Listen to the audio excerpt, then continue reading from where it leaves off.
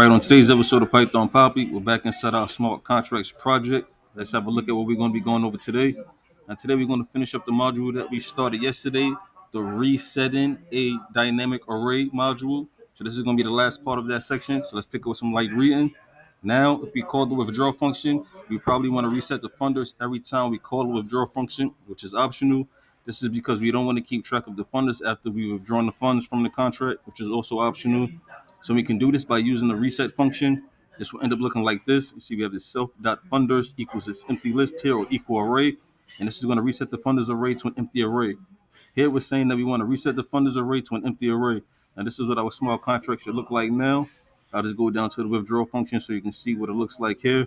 So here we asserted that the message.sender is equal to self.owner.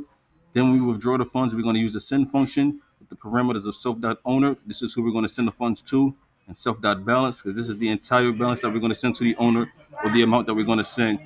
Then we're going to use the self.funders, and we're going to set that to an equal array, which is going to reset the funders after we withdraw all of the funds from the contract so we can have a fresh start for the next contract. Now, that's everything that went into this module. So tomorrow we're going to be starting a new one. And, of course, we'll pick it up tomorrow every step of the way. But for now, it's the Python Papi. You guys stay Gucci.